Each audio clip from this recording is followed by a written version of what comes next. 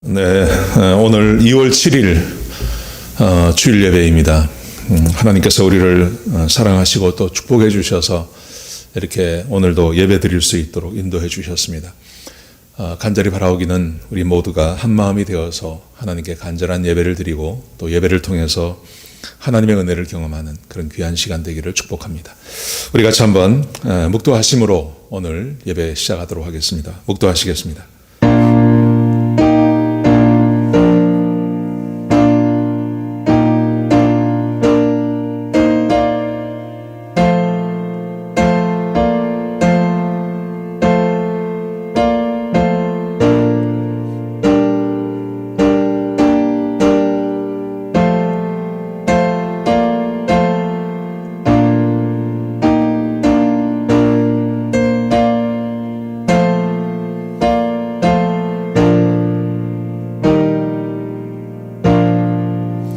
하나님, 주께서 우리를 사랑하셔서 이 복된 자리에 나오게 하셨습니다. 하나님, 하나님께 예배드리고 주의 이름을 높여드리며 또 하나님의 말씀에 귀를 기울이는 그런 귀한 시간 되게 역사하여 주옵소서. 하나님, 힘들고 어려울 때마다 또 낙심될 때마다 주님 앞에 예배드리는 자들을 찾으신다고 말씀하셨습니다. 하나님, 우리가 힘들고 어렵습니다. 하나님께 와서 예배드리고 주의 은혜를 경험하기를 소원합니다. 하나님, 이 시간 온전히 저희들을 축복해 주시며 성령이 함께 하시며 주의 은혜가 부어지는 귀한 예배가 되게 역사하여 주옵소서. 예배를 시작합니다. 끝나는 시간까지 악한 원수마귀 1절 틈타지 못하게 하시고 주님 홀로 영광 받으시는 복된 예배가 되게 역사하여 주시옵소서. 주님 감사합니다. 예수님의 귀하신 이름으로 간절히 기도드렸습니다. 아멘. 우리 찬송가 95장 같이 하시겠습니다.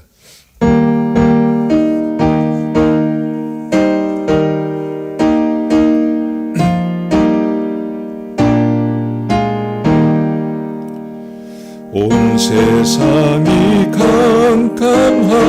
캄캄하여서 참 빛이 없었더니 그 빛나는 영광 나타나 온 세계 빛이었네.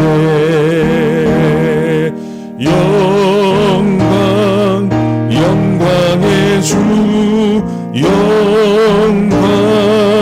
영광의 주 밝은 그 빛 내게 빛이었네.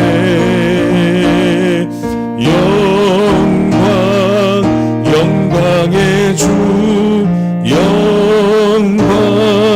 영광의 주 이 세상의 빛은 오직 주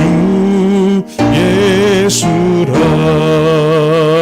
주 말씀을 믿는 사람은 그 마음이 시원하고 주 명령을 준행하는 자 그 길이 환하겠네.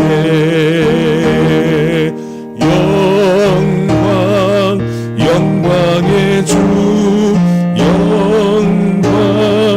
영광의 주 밝은 그 빛 내게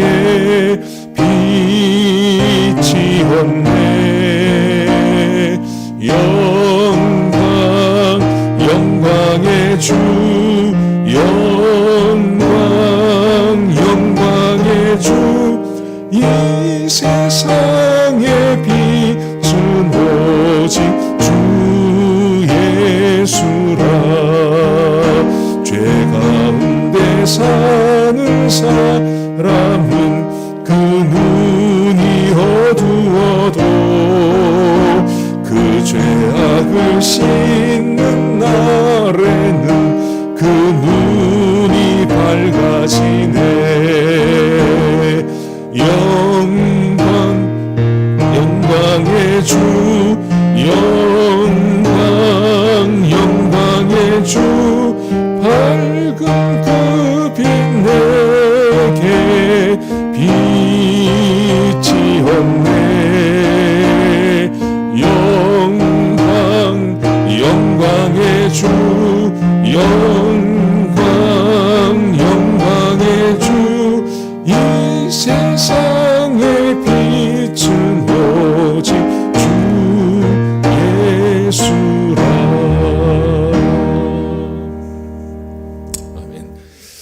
교동문 43번입니다. 교동문 43번 마태복음 6장 말씀을 우리 한 절씩 교독하시겠습니다. 제가 한 절 읽고 여러분들이 한 절 읽고 해서 천천히 교독하시겠습니다. 내가 너희에게 이르노니 목숨을 위하여 무엇을 먹을까 무엇을 마실까 몸을 위하여 무엇을 입을까 염려하지 말라. 목숨이 음식보다 중하지 아니하며 몸이 의복보다 중하지 아니하냐. 공중의 새를 보라. 심지도 않고 거두지도 않고 창고에 모아 들이지도 아니하되 너희 천부께서 기르시나니 너희는 이것들보다 귀하지 아니하냐. 너희 중에 누가 염려함으로 그 키를 한 자나 더할 수 있느냐. 또 너희가 어찌 의복을 위하여 염려하느냐. 들의 백합화가 어떻게 자라는가 생각하여 보라. 수고도 아니하고 길쌈도 아니하느니라. 그러므로 염려하여 이르기를 무엇을 먹을까 무엇을 마실까 무엇을 입을까 하지 말라. 이는 다 이방인들이 구하는 것이라. 너희 천부께서 이 모든 것이 너희에게 있어야 할 줄을 아시느니라. 너희는 먼저 그의 나라와 그의 의를 구하라. 그리하면 이 모든 것을 너희에게 더하시리라. 아멘. 공동기도 제목으로 기도하는 시간 갖도록 하겠습니다. 소리 내어서 기도하시기 바랍니다. 기도하시겠습니다. 홍소가 집사의 암을 치료해 주십시오. 배욱준 집사의 뇌졸중을 치료해 주십시오. 언어가 회복되고 오른쪽 팔다리에 힘이 생겨나도록 해주십시오. 과간나 집사의 허리를 치료해 주십시오. 권하다 집사가 다시 걷도록 해주십시오. 최영승 형제의 어머니의 암을 치료해 주십시오. 김태남 집사를 회복시켜 주십시오. 오기선 어린이가 회복이 잘 되게 해주십시오. 강봉 장로의 임파선암을 치료해 주십시오. 우한 폐렴으로부터 우리를 지켜주십시오. 예수님의 이름으로 기도합니다. 아멘. 이규인 집사님 나오셔서 기도 인도해 주시겠습니다.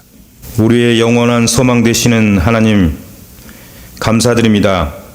부족한 저희들에게 2월 첫째 주일을 열어주시고 택한 백성들이 하나님 전에 나와 예배 드릴 수 있도록 인도하여 주신 주님의 은혜에 감사와 찬양과 영광을 올려드립니다. 어제나 오늘이나 영원토록 변함없이 지켜주시고 은혜 주심에 감사드리며 오늘도 새로운 결심과 각오로 주님 전에 나와 머리 숙인 저희들의 심령을 변화시켜 주시고 오늘 한 해에도 주님 품에서 넉넉함과 자유함을 얻어 영원한 생명을 얻게 하여 주시옵소서.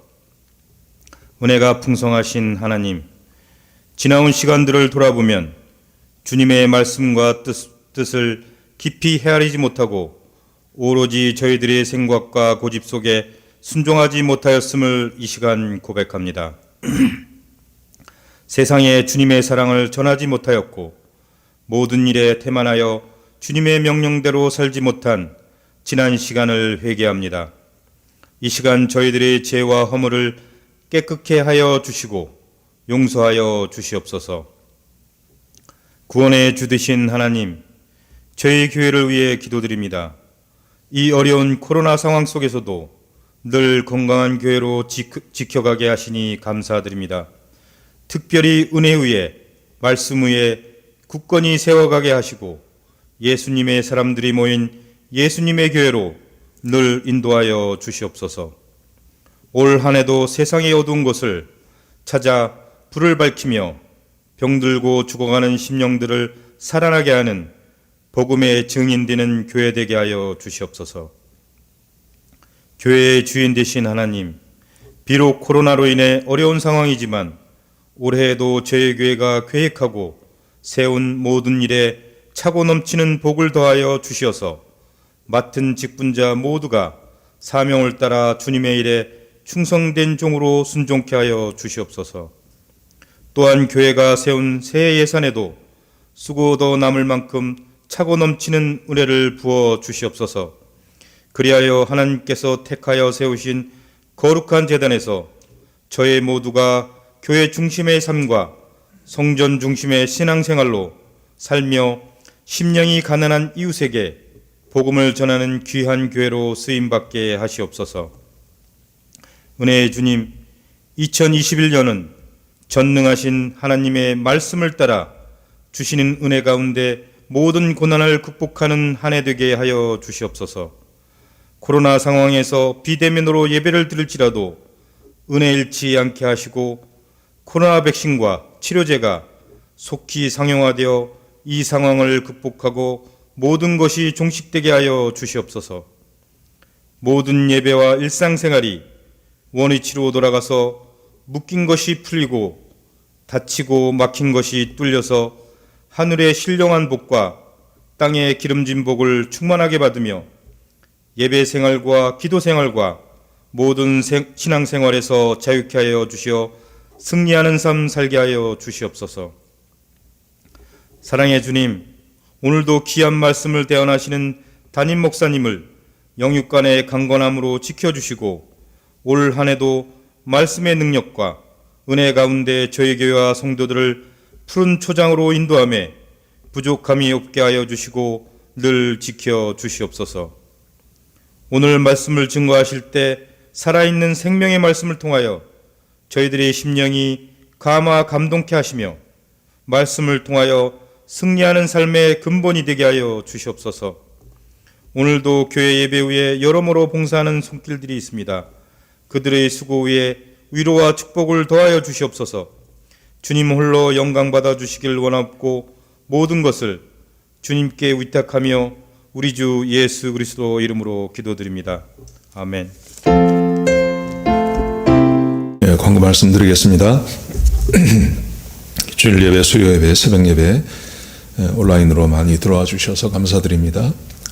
온라인으로 예배를 드리지만 예배 때마다 오셔서 함께 은혜 받고 하는 시간 되었으면 좋겠습니다. 온라인 헌금 우리 힘들고 어려우실 텐데 마음껏 또 정성껏 헌금해 주셔서 감사드립니다. 헌금자 명단은 1월 24일부터 30일까지 교회에 도착한 명단입니다. 확인해 보시고 혹시 착오가 있으시면 교회로 연락 주시기 바랍니다. 세금 보고 우리 필요하신 분들 교회 사무실로 연락 주시기 바랍니다. 준비해 놓겠습니다. 특별히 우리 김태남 집사님, 김태남 집사님께서 당이 너무 높으셔서 병원에 들어가셨는데 지금 좀 안정이 됐다 그럽니다. 근데도 아직 집으로 못 돌아오시는데 위에서 계속 좀 기도해 주시기 바랍니다. 김태남 집사님. 한 2주 전에는 상태가 좋으셨는데 갑자기 나빠지셨습니다. 그래서 위에서 좀 기도해 주시기 바랍니다. 우리 하나님 말씀 같이 보시겠습니다. 사무엘하 14장입니다. 우리 전체를 다 봐야 되는데요. 오늘 본문 함께 나눌 말씀은 1절부터 3절까지만 제가 봉독해 드리겠습니다. 수리아의 아들 요압이 왕의 마음이 압살롬에게로 향하는 줄 알고 두고아에 사람을 보내 거기서 지혜로운 여인 하나를 데려다가 그에게 이르되 청하건대 너는 상주가 된 것처럼 상복을 입고 기름을 바르지 말고 죽은 사람을 위하여 오래 슬퍼하는 여인같이 하고 왕께 들어가서 그에게 이러이러하게 말하라고 요압이 그의 입에 할 말을 넣어주니라. 아멘. 사람이 살아가면서 삶의 중심이 되는 것은 저는 두 가지라고 생각합니다. 물론 인정하는 사람도 있고 인정하지 않을 사람도 있겠지만 사람이 살아가는 삶의 중심에는 이겁니다. 하나님의 인도함을 받느냐 아니면 사탄의 포로가 되어가느냐, 이 두 가지 중에 하나라고 저는 생각합니다. 왜냐하면 사람을 처음 만드셨을 때 하나님께서 하나님과 교제하도록 하나님의 인도함과 하나님과 교제하도록 만드셨습니다. 아담을 그렇게 만드셨죠. 근데 하나님만 계신 게 아니라 거기에 사탄이 있었습니다. 근데 결국 아담은 사탄의 포로가 되어서 사탄의 말대로 살아가지 않습니까? 이게 사람의 첫 번째 삶이었습니다. 예수님의 삶도 마찬가지입니다. 예수님께서 이 땅에 오셔서 하나님의 인도하심과 성령의 인도함 가운데 살아가셨습니다. 예수님은 하나님이시기 때문에 삼위 하나님과 함께 지내시는 게 당연한 거죠. 그런데 그럼에도 불구하고 끊임없이 사탄이 예수님을 공격해 오지 않습니까? 예수님을 자기의 의도대로 끌어가려고 하고 또 사람을 시켜서 예수님을 지배하려고 하고 이런 것들이 성경에 많이 기록되어져 있습니다. 여러분, 그러므로 저는 사람의 삶의 중심은 사실은 사람이 자기의 뜻과 자기의 의지로 살아가는 것 같지만 하나님의 인도하심 아래에 있느냐 아니면 사탄의 포로가 되어서 살아가느냐, 두 개 중에 하나라고 저는 생각합니다. 오늘 본문의 말씀해 보시면 지금 그 다윗의 인생을 볼 텐데요. 오늘 이 14장은 어떤 장이냐 하면 다윗이 완벽하게 사탄의 포로가 되어서 사는 장면을 우리에게 보여주고 있습니다. 사울의 인생 전체는 다윗을 말하는 거죠. 다윗의 인생 전체는 하나님의 인도 아래에서 살아가는 삶이었습니다. 그런데 오늘 이 14장을 읽어보신 분들이 계시고 아마 이 설교가 끝나고 좀 읽어보셨으면 좋겠습니다. 해석하기가 그렇게 쉬운 장이 아닙니다. 그런데 이 14장의 그 뒤에, 그 14장의 뒤에 숨어 있는 그 어둠에 그 마귀가 있고 그 마귀의 아래에 완벽하게 다윗이 붙잡혀서 좋지 않은 결정들을 계속해 나가는 것을 우리는 보게 되는 것입니다. 특별히 그 다윗의 인생은 특별히 하나님의 인도함 아래 있었습니다. 처음부터 그랬습니다. 그래서 하나님께서 그를 세우시고 기름 부어서 세우시고 그리고 다윗이 골리앗을 이기지 않습니까? 10대 그 어린 나이에 골리앗을 이깁니다. 그리고 사울의 신임을 받습니다. 그래서 다윗이 군대 장관이 되고 그리고 왕의 사위가 될 수 있었습니다. 그런데 사울의 미움을 사서 10년을 도망자 생활을 하지만 여전히 하나님의 인도함 가운데 있었습니다. 그래서 그는 결국은 왕이 될 수 있었던 것입니다. 하나님의 인도함 아래 사울의 인생이 다윗의 인생이 쭉 살아올 수 있었습니다. 자, 그런데 이랬던 다윗이 사울의 포로가 되죠. 그게 아마 12장에서 우리가 함께 읽었던 그 말씀입니다. 밧세바를 간음하고 그리고 그의 남편 우리아를 죽이고 이게 하나님의 인도함 가운데 있던 다윗에게 사탄이 들어와서 사탄의 그 수하 아래에서 포로가 되어서 행했던 일입니다. 그 결과 그의 삶 전체가 망가지는 그런 일을 당하게 되는 것입니다. 여러분, 그런데 이런 하나님의 인도하심과 사탄의 그 포로된 삶은 거기서 끝나는 것이 아니었습니다. 그 다음에도 하나님의 인도하심이 있었습니다.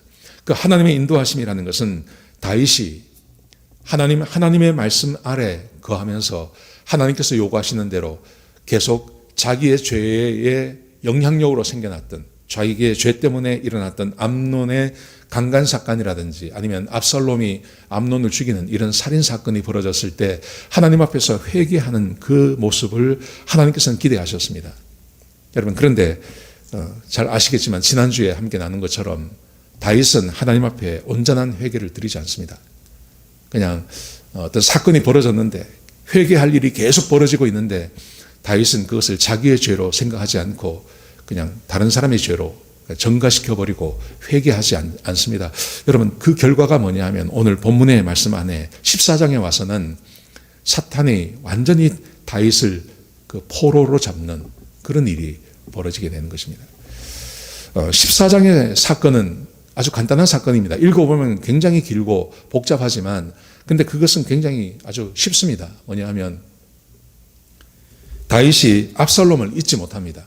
압살롬이 그 도망을 갔습니다. 압살롬이 자기가 원래 자기 외갓집이 있던 땅으로 도망을 갔는데 그 도망을 간 지 3년이 지납니다. 3년이 지나고 암논이 죽은 지가 3년이 지나갔습니다. 그래서 다 잊어버렸어요. 3년이 지나니까 그런 사건들에 대해서 좀 처음에 분노하다가 많이 잊어버리게 되는 거죠. 그래서 압살롬을 그리워하게 됩니다. 압살롬을 그리워한 이유는 그것은 암논이 죽었기 때문에 암논 다음에 왕이 될 가능성이 가장 높은 사람이 바로 이 압살롬입니다. 그래서 압살롬을 그리워하는 마음이 있었습니다. 압살롬을 그리워한다는 것을 왕이 압살롬을 그리워하는 것을 요압이라는 그 장군이 알았어요. 그래서 요압이 그 도고아의 한 여인을 불러다가 그 여인에게 어떤 계략을 꾸밉니다. 그래서 그 계략대로 다윗이 압살롬을 용서하고 압살롬을 자기 집으로 다시 불러들이고 그에게 자유를 줍니다. 그게 14장의 이야기입니다. 그리고 자유를 얻은 이 압살롬이 반정을 꾸밉니다. 반정을 꾸며서 결국은 15장에 가서 반정을 일으키고 그 어렵고 힘든 하나님께서 말씀하셨던 그 모든 징계가 다윗에게 임하는 그런 역할을 하게 되는 것이죠. 우리 본문에서 우리가 함께 읽어봐야 할 내용은 이것입니다. 마귀에게 붙잡혔을 때 온전한 회개를 하지 않으면 마귀에게 붙잡히게 됩니다. 하나님의 인도하심을 받는 사람이라 하더라도 마귀에게 붙잡히게 됩니다. 그러면 마귀에게 붙잡히면 그의 삶에 어떤 일이 벌어지는지를 우리에게 아주 명확하게 보여주고 있는 것이 바로 이 14장입니다. 우리 그리스도인이라 하더라도 하나님의 인도하심 아래에 있는 우리들이라 하더라도 우리도 얼마든지 마귀에게 공격을 받을 수 있습니다. 성경에 보시면 베드로도 마귀의 공격을 받지 않습니까? 욥도 마귀의 공격을 받지 않습니까? 그래서 저는 이 교훈이 매우 중요한 교훈이라고 저는 생각합니다. 마귀에게 붙잡힌 이 다윗이 어떻게 이 14장을 살아가는지, 마귀의 공격이 어떻게 그의 삶에 임하게 되는지를 한번 생각해 보는 그런 시간이 되었으면 좋겠습니다. 자, 오늘 본문에 보시면 1절에 보시면요. 1절에 보시면 요압이라는 다윗의 아주 충실한 종이 그 장군이 있었습니다. 이 장군이 다윗이 압살롬을 그리워한다는 것을 알았습니다. 그래서 압살롬을 다시 데리고 올 방책을 세웁니다. 근데 이 방책을 어떻게 세우냐 하면 드고아에 아주 지혜로운 한 여인이 있었는데 그 여인을 다윗에게 보냅니다. 다윗에게 보내서 다윗에게 어떤 그 가상으로 꾸민 이야기를 마치 자기에게 일어난 것처럼 이야기를 하게 만듭니다. 근데 이 구조가 뭐하고 똑같으냐 하면 12장에 나오는 나단 선지자가 하나님께서 나단 선지자를 죄를 깨닫지 못하는 다윗에게 보내는 구조와 똑같습니다. 내용이. 드고아 여인이 다윗에게 찾아와서 요압이 보냈죠. 근데 이건 실제로 드고아 여인에게 벌어지는 일이 아니라 요압이 만들어낸 이야기입니다. 마치 나단 선지자가 만들어진 이야기로 다윗의 죄를 지적하듯이 이 요압이 드고아 여인을 통해서 만들어진 이야기를 가지고 지금 다윗에게 접근을 합니다. 이런 이야기를 하고 있습니다. 자기는 과부이고 남편이 일찍 죽었다는 거죠. 그런데 자기에게 두 아들이 있었습니다. 그 두 아들과 함께 살아가고 있었는데 어느 날 두 아들이 들판에 나가서 일을 하다가 둘이 싸움이 생긴 겁니다. 싸움이 붙었는데 큰 아들이 작은 아들을 죽여버린 겁니다. 그러자 이 사실을 알게 된 동네 사람들이 동생을 죽인 이 큰 아들을 죽이겠다고 쫓아온 겁니다. 그러면서 이 여인이 이렇게 말합니다. 만약에 여기서 남편도 죽고 작은 아들도 죽었는데 이 동네 사람들이 큰 아들까지 죽여버리면 자기에게 남아있는 숯불이 다 꺼지는 거라고. 그래서 대가 끊어지는 것이고 남편의 이름과 씨를 없애려고 이 동네 사람들이 하고 있습니다. 그러니 왕이시여 내 큰아들을 좀 살려주십시오. 이렇게 말을 했습니다. 그 말을 듣고 있던 다윗이 이렇게 말합니다. 너에게 그런 일이 생기지 않게 하겠다고. 그리고 당신의 그 큰아들을 죽이지 못하도록 내가 보호해 주겠다고 다윗이 그렇게 반응을 딱 보였습니다. 그랬더니 그 말을 들었던 이 여인이 갑자기 이렇게 말을 합니다. 12절에 보시면요. 내가 왕에게 한마디 할 말이 있습니다. 이렇게 말을 합니다.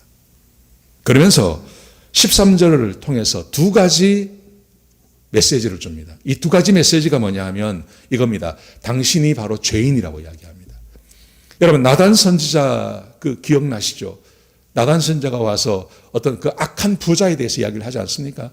악한 부자에 대해서 이야기를 하고 나니까 다윗이 막 분노해서 내가 이 사람을 죽이고 4배로 갚게 하겠다고 막 펄펄 뛰니까 그 나단 선지자가 갑자기 다윗을 향해서 당신이 바로 그 사람이라고 이렇게 말하지 않습니까? 구조가 똑같습니다.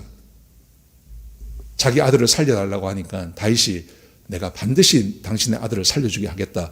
당신의 아들에게 누구도 손도 못 대지 하겠다. 그러니까 갑자기 여인이 당신이 바로 죄인이라고 이렇게 말을 하는 겁니다. 구조가 아주 비슷합니다. 자, 여러분 한번 보시겠습니까? 13절을 보십시오. 여인이 이르되 그러면 어찌하여 지금 당신이 내 아들을 살려주겠다고 했는데 그러면 어찌해서 왕께서 하나님의 백성에게 대하여 이 같은 생각을 하셨나이까? 이게 무슨 말이냐면요. 이걸 번역하면 이렇게 번역을 할 수 있습니다. 왕께서는 이런 판단을 하시면서, 이런 판단을 했다는 것은 자기의 큰아들을 살려주겠다고 판단했다는 말입니다. 당신은 그런 판단을 하시면서 지금 백성에게 그와 똑같은 부당한 일을 범하고 있습니다. 이걸 해석을 하면 이렇게 해석할 수 있는 겁니다. 맏아들 암논이 죽었습니다. 압살롬이 암논을 죽였습니다. 근데 이제 왕이 될 사람은 압살롬입니다. 근데 당신이 압살롬을 집에 못 들어오게 막고 있다는 것은 이것은 백성들에게 죄를 짓고 있는 겁니다. 이렇게 말을 합니다. 여러분, 이 말에 문제가 많습니다. 첫 번째 문제가 뭐냐 하면 이 사람이 이 여인이 이 요압의 생각이죠. 요압이 다윗 다음의 왕을 압살롬으로 딱 정해놓은 겁니다. 압살롬이 사실은 암논이 죽었기 때문에 장자는 맞습니다. 근데 여러분 잘 아시겠지만 하나님께서 이스라엘 백성들의 왕을 정하는 거 아닙니까? 그런데 지금 이 요압이 뭐라고 말하냐면 요압이 이 드고와 여인을 통해서 압살롬이 당신의 대를 잇는 왕입니다. 이렇게 말을 하는 겁니다. 이스라엘의 왕을 사람이 정하는 거예요. 이거 아니지 않습니까? 그리고 두 번째, 다윗에게는 아직도 아들들이 많습니다. 솔로몬도 있습니다. 그런데 이 여인과 아들 둘밖에 없다고 한 아들을 잃어버린 이 여인과 똑같다고 말을 하는 거죠. 이것도 거짓말이죠. 이것도 사실이 아닙니다. 그런데 지금 그렇게 말을 하고 있는 겁니다. 자, 그 다음 말씀을 보십시오. 그 다음 말씀을 보시면 이렇게 말합니다. 이 말씀을 하심으로 왕께서 죄 있는 사람 같이 되심은 당신이 죄인입니다. 이렇게 말하는 거죠. 대를 끊으려고 동네 사람들이 우리에게 덤비는 것처럼 당신도 지금 그렇게 하고 있습니다. 그래서 당신도 죄인입니다. 이렇게 말을 합니다. 그러면서 그 내쫓긴 자를 왕께서 집으로 돌아오게 하지 아니하심이니이다. 자기 형을 죽이고 도망을 간 압살롬, 살인죄를 지은 압살롬을 용서하지 않고 그를 왕으로 세우지 않는 당신이 죄인입니다. 이렇게 말하는 겁니다. 여러분, 이것은 상당한 문제가 있는 겁니다. 나단 선지자 같은 경우는 정말 다윗이 죄를 지었고 그 죄가 죄인 줄 모르고 있을 때 아주 악한 그 부자의 예를 들어서 그 죄를 드러나게 만드는 겁니다. 그런데 지금 이 요압은 뭘 하고 있냐 하면 죄가 아닌 것을 죄라고 이야기를 하고 있는 겁니다. 죄가 아닌 것을 죄라고 이야기하고 있는 거예요. 왜 이렇게 할까요? 이렇게 하는 이유가 뭘까요? 왜 죄가 아닌 것을 죄라고 느끼도록 만들어서 압살롬을 오게 만드는 것일까요? 저는 이 말씀을 묵상하다가 이런 생각이 들었습니다. 여러분, 사탄의 계략이 뭐냐 하면요. 사탄의 계략은 사람들로 하여금 진짜 죄에 대해서는 무감각하게 만들고 죄가 아닌 것을 죄라고 느끼도록 만드는 것이 사탄의 전략이라는 것을 기억하셔야 됩니다. 지금 다윗의 죄가 뭡니까? 다윗을 심각하게 지금 사탄의 지금 이 포로가 되도록 만들어진 것은 자기가 지은 죄로 인하여 그리고 자기 집안에서 실제로 하나님께서 징계를 내리시고 살인사건이 벌어지고 강간사건이 벌어진 것에 대해서 하나님 앞에 회개하지 않는 것이 진짜 문제입니다. 이게 진짜 문제입니다. 죄를 지은 솔로몬을 용서하는 것이 죄가 아니고요. 그것은 죄가 아닙니다. 형을 죽이고 도망간 자를 용서하지 않는 것이 그게 어떻게 죄가 됩니까? 그건 죄가 아닙니다. 진짜 죄는 거듭 말씀드리는 거지만 다윗이 자기 죄로 인하여서 자기 집에 사건이 벌어지고 살인사건이 벌어지고 형제간에 강간사건이 벌어지는 이걸 바라보면서 하나님 앞에 엎드려 다시 회개하지 않는 죄, 그게 죄입니다.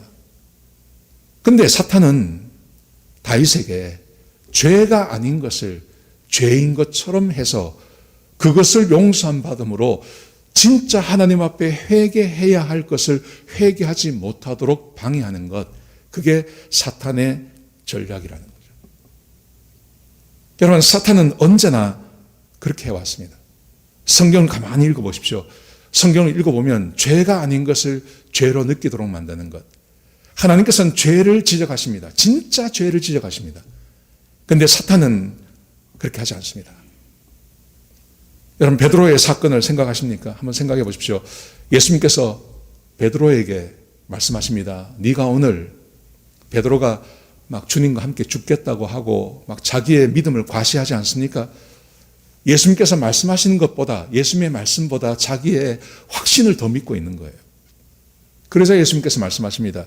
네가 오늘 닭 울기 전에 나를 3번 부인할 거다. 예수님께서 말씀하십니다. 근데 베드로는요, 그 예수님의 말씀보다 자기의 확신을 더 믿어요. 그래서 절대 그런 일이 없을 거라고, 내가 죽을지언정 그런 일은 없을 거라고. 여러분, 이 죄를 아시겠습니까? 하나님의 말씀보다 자기 확신을 더 믿는 거예요. 이게 문제예요. 베드로는 항상 그게 문제였습니다. 그래서 예수님께서 거기에 대해서 말씀하십니다.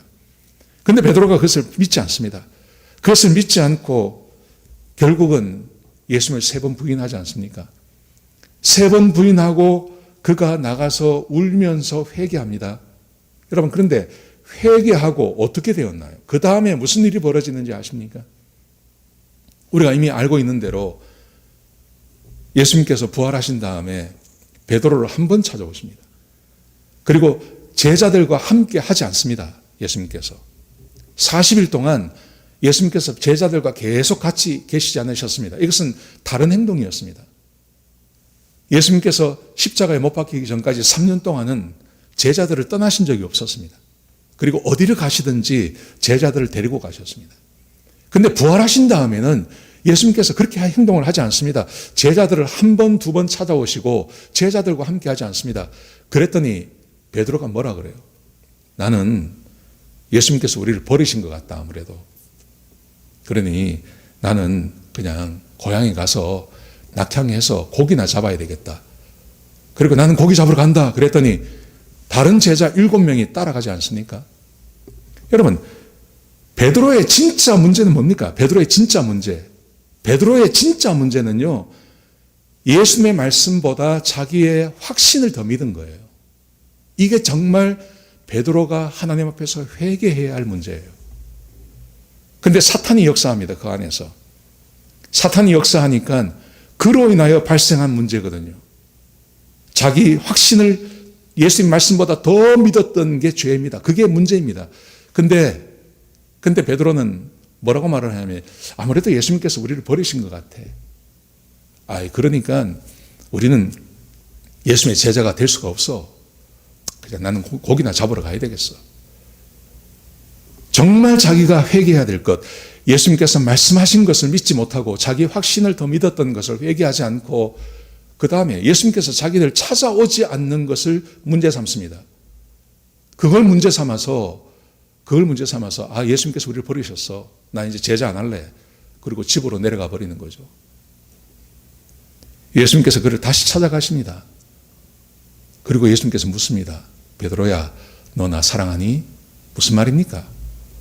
너 나 믿니? 이 말이죠.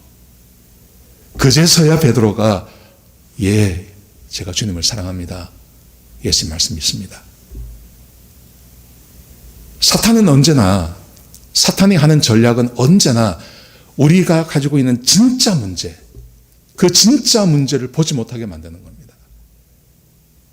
지금 다윗에게도 똑같은 일이 벌어지고 있습니다. 다윗의 진짜 문제는 하나님 앞에 회개하지 않는 것이 죄입니다. 그게 문제입니다. 근데 거기에 대해서는 한마디도 하지 않고 오히려 본질을 흐려버리고 죄가 아닌 것을 죄인 것처럼 드러내어서 다윗을 호도하게 하는 것, 그게 사탄의 전략이라는 거죠. 여러분, 사탄은 지금도 우리 안에서 이런 일을 벌이고 있습니다. 우리의 진짜 문제가 뭘까요? 지금 팬데믹 사태가 벌어지고 교회가 모이지 못하고 지금 막 이런 일들이 막 벌어지지 않습니까? 이런 일이 벌어지면서 세상에서 교회를 향한 비판이 참 많습니다. 여러분, 이럴 때 우리가 뭘 느껴야 될까요? 무엇을 생각해야 될까요? 여러분, 사람의 문제는 처음이나 지금이나 예수님 때나 지금이나 똑같습니다. 그것은 내가 하나님의 백성으로서 하나님의 백성다운 삶을 사느냐 살지 않느냐 이겁니다. 너희는 세상의 빛과 소금이라고 말씀하셨습니다. 내가 세상에서 빛과 소금의 삶을 살고 있느냐? 그 빛과 소금의 삶인 것은 선한 행동을 말하는 거 아닙니까? 그런 걸 말하는 겁니다. 그런데 지금 이 본질을 흐려버립니다. 지금 우리 이 세상은요, 본질을 흐려버립니다. 본질을 흐린다는 말은 진짜 문제는 덮어놓고 가짜 문제를 드러내어서 거기에 우리가 집중하게 만드는 것입니다. 지금 세상에서 우리 교회를 향해서 뭐라고 말하죠? 예를 들면 이런 겁니다. 동성애를 죄라고 말하는 게 죄다. 동성애를 죄라고 말하는 게 죄다. 죄를 죄라고 말하는 게 죄다. 그걸 이야기합니다. 그래서 나는 동성애가 죄라고 생각하지 않아. 그럼 괜찮다는 거예요. 본질이 흐트러져 있는 겁니다. 하나님께서 정말 중요하게 생각하시는 것, 그 정말 중요하게 생각하는 것을 보지 못하게 만들고 그것을 우리 신앙의 중심에 있지 못하게 만들고 비본질적인 것을 삶의 중심에 갖다 놓고 그것만 해결하면 마치 모든 신앙생활이 끝난 것처럼 그렇게 사탄은 여전히 우리 안에서 일하고 있다는 것입니다. 지금 다윗에게 그런 문제가 퍼지고 있는 겁니다. 그 다음 말씀 보십시오. 자, 14절을 보십시오. 14절에 보시면 해결책을 이야기합니다. 당신이 그게 죄입니다. 그러면서 압살롬을 데리고 오지 않는 게 죄입니다. 그렇게 해놓고 그 다음에 해결책을 이야기합니다. 그 해결책이 이것입니다. 자, 14절 보십시오. 우리는 필경 죽으리니 땅에 쏟아진 물을 다시 담지 못할 것을 못함 같을 것이오니 우리는 필경 죽으리니 땅에 쏟아진 물을 다시 담지 못합니다. 이게 무슨 말이죠? 지나간 것을 생각하지 말라는 거예요. 이미 벌어진 것을 생각하지 말라는 것입니다. 여러분, 이 말이 그 말입니다. 사람은 죽기 마련입니다. 사람은 어차피 죽습니다. 이미 엎질러진 물입니다. 이미 암논은 죽었습니다. 그러니 죽은 암논, 그리고 압살롬이 암논을 죽였는데 이거 문제 붙잡고 계속 가봤자 죽은 아들 살아 돌아오지 않습니다. 그러니 살아있는 아들 압살롬이나 잘 챙겨서 그를 왕으로 세우는 것이 맞지 않습니까? 이렇게 말을 하는 겁니다. 여러분, 이런 말들이 얼마나 많습니까? 지나간 거, 그거 뭐 생각하면 뭐해? 거기에 연연하면 뭐 하겠어? 그냥 현재 잘 다독거려서 그냥 일을 잘 마무리하는 게 그게 지혜로운 거 아니야? 이미 엎질러 묻은 물이고 암논은 이미 죽었고 압살롬을 그렇게 한다고 해서 죽은 암논이 살아나는 것 아니니 살아있는 압살롬이나 좀 잘 다독거려 가지고 이 문제를 해결해야 되는 거 아니야? 하고 지금 다윗에게 이야기하고 있는 겁니다. 여러분, 이 말의 문제가 뭡니까? 이 말의 문제가 뭡니까? 정말 하나님께서 압살롬이 암논을 죽인 그 살인 사건에 대해서 하나님께서 그냥 가만히 계시는 겁니까? 지나갔으니까 끝난 겁니까? 그리고 압살롬이 장자이니까 압살롬으로 왕으로 세우는 것이 그게 하나님의 뜻인가요? 잘 생각하셔야 됩니다. 그렇지 않습니다. 다윗이 그랬습니다. 다윗이 밧세바를 범하고 그리고 우리아를 죽이고 그런 일을 하지 않았습니까? 그런 일을 한 다음에 다윗이 어떤 행동을 했냐면 다 잊어버리자는 거예요. 어차피 지나간 거 다 잊어버리고 내가 우리아를 내 부인 삼아서 내가 해줄게. 그러면 어차피 뭐 지나간 거 벌어진 거 어떡하겠어? 내가 우리아를 내 밧세바를 내 아내 삼아서 내가 그 우리아가 사랑한 것보다 내가 더 사랑해서 내가 밧세바를 잘 해서 내가 할게. 그거 아닙니까? 근데 하나님께서 뭐라 그러세요? 하나님께서는 다윗이 지은 그 죄에 대해서 잊지 않으세요. 그리고 다윗이 마치 아무 일도 없었던 것처럼 밧세바를 그렇게 사랑해주고 또 그가 낳은 아들이 죽어가니까 막 거기에 회개하고 엎드리고 그 다음에 그 아이가 죽은 다음에 두 번째 아이를 갖도록 하고 두 번째 아이를 낳도록 하고 그래서 솔로몬이 태어나게 하고 막 이런 일을 벌이지 않습니까? 근데 하나님께서 다윗은 다 잊어버렸습니다. 아무 일도 없었던 것처럼요. 뭐 지나간 거 생각하면 뭐 하겠어 하고 잊어버리고 그냥 새롭게 우리가 산 사람들끼리 뭔가를 좀 해보자고 그리고 잊어버린 것처럼 했는데 하나님께서 잊지 않으셨습니다.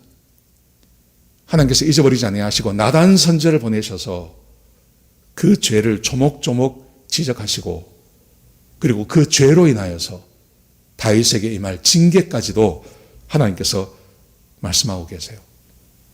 여러분 그런데 지금 이 사탄 보십시오. 요압이 원해서 지금 다윗에게 하고 있는 이 말을 보십시오. 지나간 거 다 잊어버리고 그러면 어떡하겠어? 여러분 이런 시험들이 우리 가운데 얼마나 많은지 모릅니다. 예수님께서 이 땅에 오셨을 때 마귀에게 시험을 받지 않습니까? 40일 동안 예수님께서 굶고 금식하며 기도하셨습니다. 그때 사탄이 예수님께 와서 첫 번째 한 말이 그 말입니다. 배고프지? 배고프니까 이 돌덩이가 떡덩이가 되게 해서 너의 필요를 채워. 왜 예수 믿는 사람이, 왜 하나님의 아들이 배가 고파? 그러니까 너의 필요를 지금 채우라고. 지금 중요한 것은 배가 고픈 거고, 배가 고프면 먹어야지, 사람이. 마귀가 그렇게 예수님을 공격해 오지 않습니까? 그때 예수님께서 뭐라고 말씀하십니까? 사람이 떡으로만 사는 게 아니라 하나님의 입에서 나오는 모든 말씀으로 사람이 사는 거다. 그렇게 말씀하세요. 여러분, 예수님께서 이렇게 말씀하신 그 진의가 뭡니까? 사람은 배가 고프면 먹고, 자고 싶으면 자고, 필요가 있으면 그 필요를 채우고, 내가 뭔가를 갖고 싶으면 수단과 방법을 가지지 않고 그것을 가지고, 그렇게 사는 게 사람이 아니라는 거죠. 그렇게 사는 게 사람이 아니라 사람이 사는 방식은 사람은 하나님께서 말씀하신 대로 그 하나님의 말씀을 따라서 사는 게 사람의 살아가는 근본 사람됨이라는 거죠. 예수님께서 지금 이 말씀을 우리에게 주고 계신 것입니다. 이미 벌어진 사건이고 그건 지나간 사건이고 사람이 살기 위해서는 이렇게 해야 돼. 아이, 그거 다 잊어버려. 하고 사는 것, 그게 하나님의 뜻이 아니라는 겁니다. 당장 필요한 것을 얻기 위해서 하나님의 말씀을 어기고 사는 것, 그게 사람이 사는 방식이 아니라고 말씀하십니다. 그런데 마귀는 끊임없이 이렇게 말합니다. 끊임없이 이렇게 말합니다. 지금 다윗이 하나님 앞에서 범죄하고 죄를 짓고 지금 하나님 앞에서 자기의 삶을 속이며 살아가는 그 근본적인 의도, 다윗도 비슷한 마음을 갖고 있는 거죠. 그런데 지금 이 요압이라는 사람이 사람을 보내어서 똑같은 말을 하고 있는 것입니다. 그 다음 말씀을 보십시오. 14절을 보십시오. 또 이렇게 말을 합니다. 하나님은 생명을 빼앗지 아니하시고 방책을 세우사 베푸사 내 쫓긴 자가 하나님께 버린 자가 되지 아니하게 하시나이다. 여러분, 이 말의 의미는 뭐냐면 하나님은 살아있는 사람의 생명을 쉽게 해치지 않습니다. 그렇죠? 그리고 하나님께서는 쫓겨난 사람이라도 영영 버리지 않으시고 그에게 길을 열어주십니다. 여러분, 이게 무슨 말입니까? 이 말의 의미는 하나님께서는 압살롬을 죽이지 않는다는 거예요.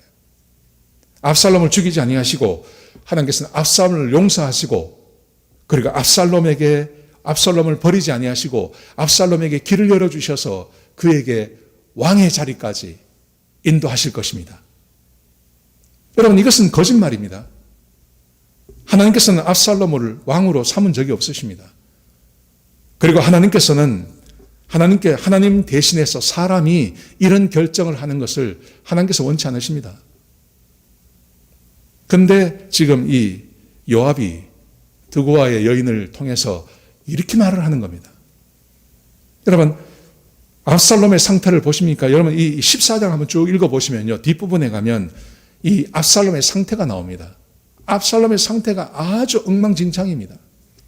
이 사람은 가면 갈수록 더 악독해집니다. 압살롬이 집으로 돌아왔습니다. 요압에 의해서 다윗이 용서해줘서 집으로 돌아왔습니다. 그런데 이 아버지가 차마 죽이지는 못하지만 이 다윗이 이 압살롬을 완전히 용서는 하지 못해요. 그래서 그냥 가택연금을 시켜놓습니다. 집 안에서 있고 왕을 보지 못하게 만듭니다. 2년이 지나갑니다. 그렇게. 그랬더니 이 압살롬이 화가 났어요. 화가 나서 요압을 찾아가서 뭐라고 이야기를 하냐면 이렇게 말을 합니다. 왜 나를 불렀냐? 그냥 그 술땅에 그냥 있게 했으면 참 좋았을 텐데 왜 나를 여기다 불렀냐? 그러면서 이렇게 말을 합니다. 뭐라고 말하냐면 내가 만일 죄가 있었다면 왕이 나를 죽여도 좋다. 이렇게 말을 합니다. 내가 만약 죄가 있었다면 왕이 나를 죽여도 좋습니다.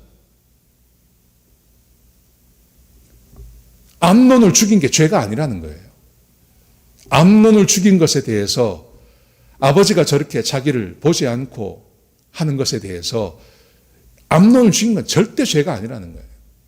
그러니까 이 사람은 죄의식이 전혀 없는 사람이에요. 그러니까 하나님과 연관이 있는 사람이 아니에요, 이 사람은요. 그런데 지금 여기서 뭐라고 이야기를 하냐면 하나님이 압살롬을 다 용서했습니다. 그러니 당신도 압살롬을 용서하십시오. 그리고 압살롬이 왕이 될 사람입니다. 이렇게 말을 하는 겁니다. 여러분, 하나님의 뜻에 대해서 자의적으로 해석하는 것입니다. 하나님의 뜻을 하나님의 뜻대로 해석하지 않고 하나님의 뜻에 대해서 자의적으로 해석을 합니다. 그래서 하나님의 뜻을 마음껏 자기 마음대로 해석해서 하나님께서 압살롬을 용서했다고, 하나님께서 압살롬을 왕으로 세울 거라고, 그러니 당신도 하나님의 뜻에 순종하라. 지금 이렇게 요구해 오고 있는 것입니다. 사랑하는 성도 여러분, 마귀는 언제나 하나님의 뜻을 바꿉니다. 마귀의 시험은 언제나 그렇습니다. 하나님의 원래 뜻, 하나님께서 말씀하신 것을 비틀어서 사람으로 하여금 하나님 말씀에 순종하지 못하도록 하는 것이 그게 마귀의 전략입니다. 처음 사람 아담에게 하나님께서 말씀하시죠. 모든 것은 다 먹어도 좋다. 근데 동산 중앙에 있는 그 선악을 알게 하는 나무 열매는 먹지 말라. 그렇게 말씀하십니다. 근데 사탄이 와서 뭐라고 이야기합니까? 하나님이 정말 모든 열매를 먹지 말라 하더냐? 하나님께서 말씀하신 것을 비틀어서 이야기합니다. 하나님의 뜻이 아닌 것을 하나님의 뜻인 것처럼 이야기합니다. 그랬더니 하와가 그러죠. 아니라고. 모든 것은 다 먹지만 이 동산 중앙에 있는 선악을 알게 하는 나무 열매만 먹지도 말고 만지지도 말라 그랬다. 그랬더니 사탄이 이렇게 말합니다. 하나님께서 왜 그러는지 알아? 그거 먹으면 죽는 게 아니야. 그걸 먹으면 죽는 게 아니라 그걸 먹으면 하나님처럼 될까 봐. 하나님처럼 되는 것을 싫어하셔서 너에게 그렇게 말하신 거야. 사탄이 하나님의 그 원래의 뜻, 먹으면 죽는다 라는 말을 비틀어서 먹으면 하나님처럼 된다. 하나님의 말씀을 자의적으로 해석하는 것입니다. 하나님의 뜻에 맞지 않게 해석하는 것입니다. 그리고 그것을 사람에게 믿도록 만들어주는 겁니다. 그랬더니 하와가 그 말을 듣고 나서 선악과를 보니까 먹은직도 하고 보암직도 하고 지혜롭게 할 만큼 탐스러운 열매라고 그렇게 생각하고 그것을 따서 먹고 자기 남편에게도 주지 않습니까? 이게 사탄의 전략입니다. 사탄의 포로 되었다는 말이 그 말입니다. 사탄은 언제나 하나님의 뜻을 비틉니다. 하나님의 뜻을 자의적으로 해석하게 만듭니다. 그래서 사람으로 하여금 하나님의 온전한 뜻에 순종하지 못하도록 만드는 겁니다. 다윗이 이 말을 듣고 요압에게 압살롬을 데리고 오게 합니다. 그리고 압살롬에게 자유를 줍니다. 용서를 해주는 거죠. 그래서 압살롬이 15장에 넘어가면 거기서 반란을 준비하고 자기 아버지에게 반란을 일으키는 겁니다. 사랑하시는 성도 여러분, 우리의 주변에 하나님의 뜻으로 온전하게 해석하지 않고 하나님의 뜻을 비틀어서 성경에 나오는 이 하나님의 말씀을 비틀어서 잘못되게 사람들에게 가르치고 그것을 따르도록 하는 것이 지금도 우리 가운데 얼마나 많은지 모릅니다. 저는 제가 세뇌되던 게 있었습니다. 세뇌.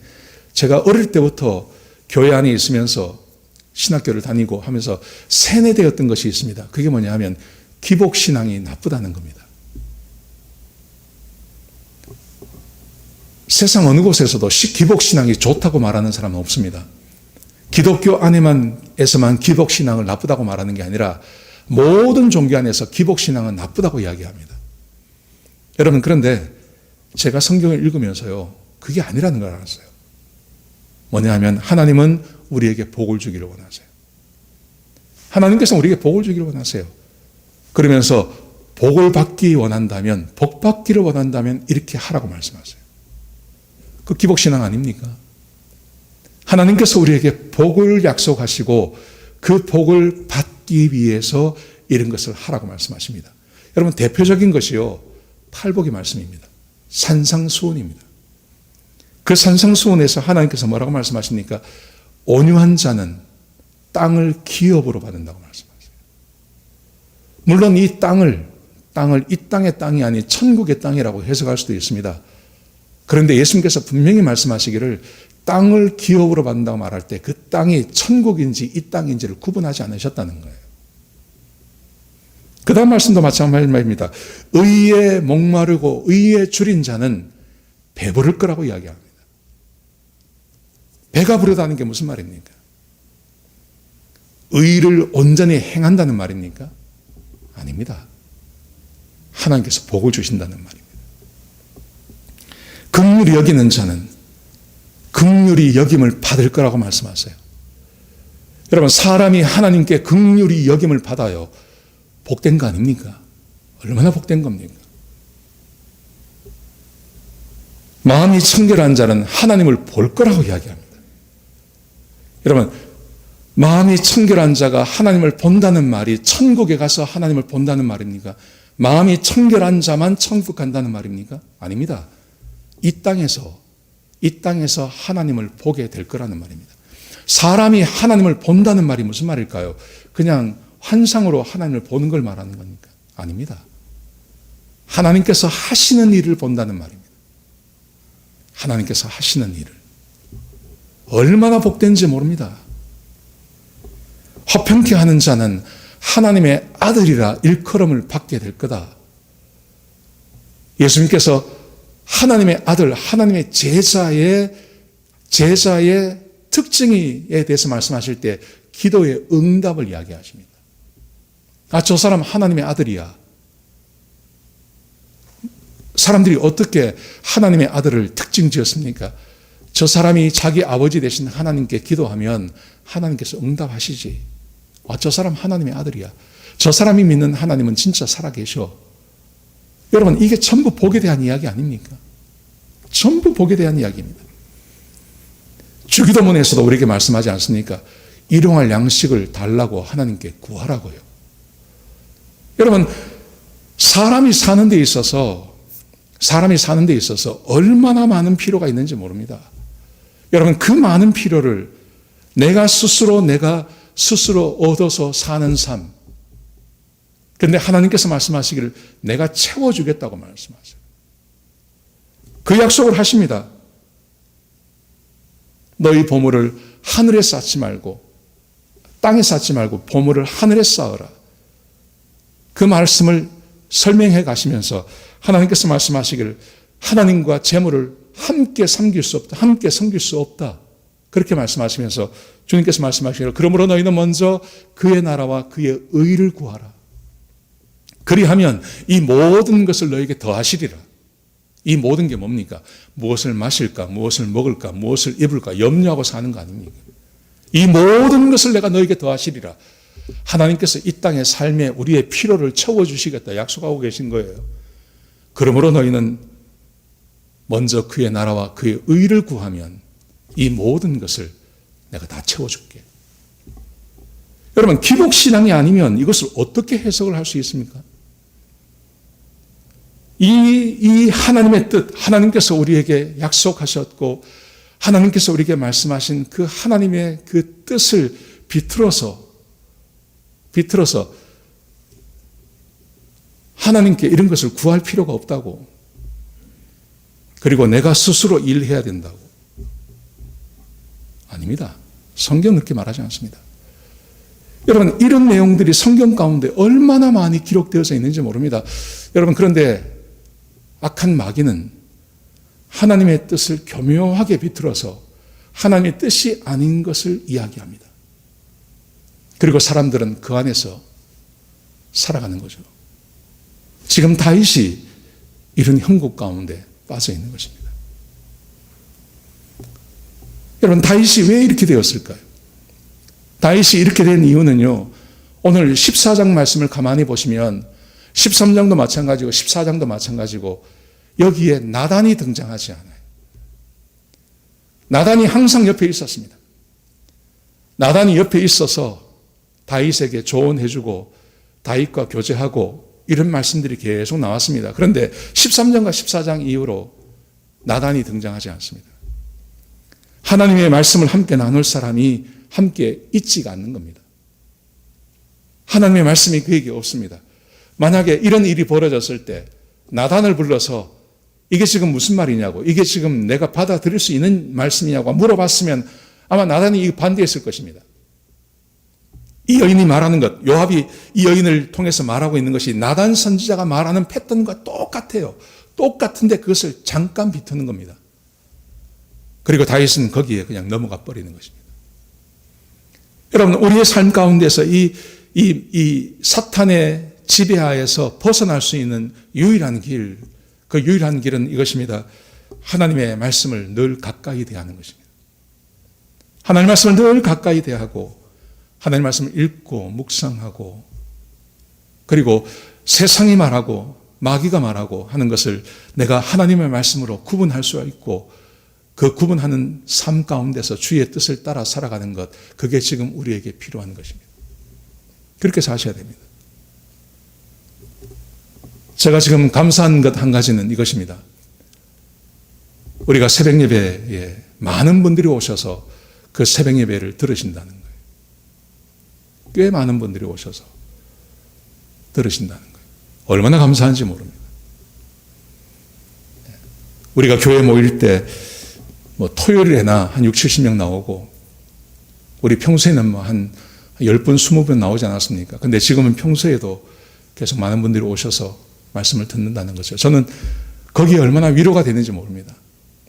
매일같이 하나님 말씀을 대하는 우리 성도님들이 더 많아진다는 게 저에게 얼마나 위로가 되고 힘이 되는지 모릅니다. 여러분, 다윗이 하나님 앞에 온전한 회개를 하지 않을 때 마귀가 와서 하나님의 말씀을 비틀어서 그에게 접근해서 옳지 못한 판단들을 계속하게 만듭니다. 그리고 그 결과 그는 징계를 피할 수도 있었습니다. 그런데 그 징계 가운데 들어가 버리고 마는 것입니다. 저는 우리의 삶도 마찬가지라고 생각합니다. 우리의 삶에 우리가 하나님 앞에 범죄할 수 있습니다. 잘못할 수 있습니다. 그래서 하나님께서 우리에게 징계하실 수 있습니다. 여러분, 그런데 그것을 피할 수 있는 방법은 참 많습니다. 회개해도 되고요. 그리고 하나님의 말씀에 온전히 순종하며 살아가면 그 징계를 지나갈 수도 있는 겁니다. 제가 간절히 바라옵기는 우리 사랑하는 성도님들, 하나님의 말씀에 창념하시고 주의 말씀을 따라 순종하시며 사탄의 괴계와 하나님의 뜻을 구분할 줄 알고 사탄의 괴계를 물리치고 하나님의 말씀에 순종함으로 하나님께서 주시는 온전한 축복과 은혜 가운데 살아가시는 저와 여러분 되시기를 주의 이름으로 축복합니다. 기도하시겠습니다. 아버지 하나님, 우리 성도님들 축복합니다. 하나님 말씀 안에 거하게 하시고 특별히 사탄의 공격이 얼마나 많은지 모릅니다. 하나님 이 사탄의 공격을 이겨내는 자들이 되게 하시고 사탄의 공격과 계계에 빠지지 않게 해주시고 오로지 하나님의 말씀에 순종함으로 하나님의 인도함을 받는 하나님의 능력 안에 거하는 주의 백성들이 되게 역사하여 주시옵소서. 주님 감사합니다. 예수님의 귀하신 이름으로 기도드렸습니다. 아멘. 우리 같이 찬양하시겠습니다. 나의 입술의 모든 말과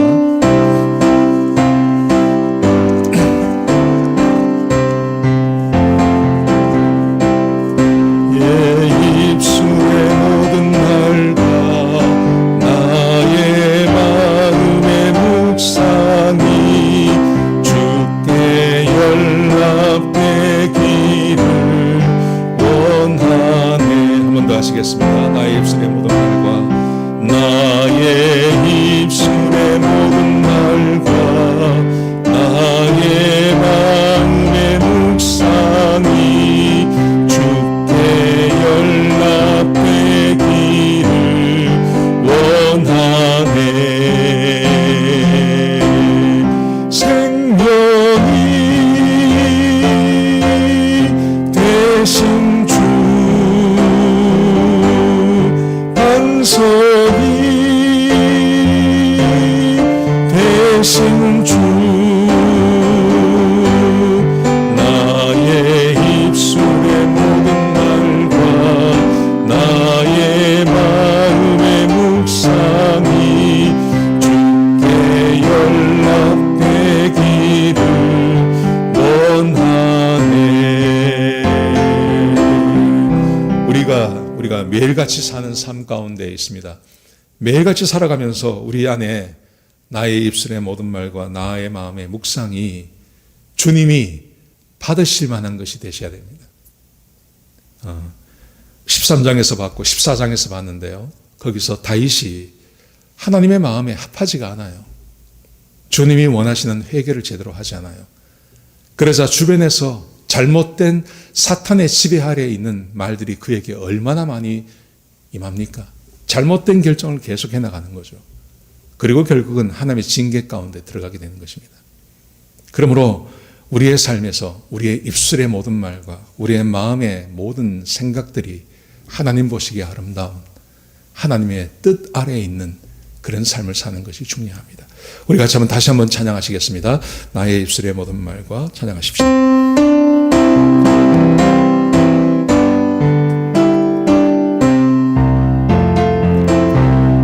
나의 입술의 모든 말과 나의 마음의 묵상이 주께 연락되기를 원하네.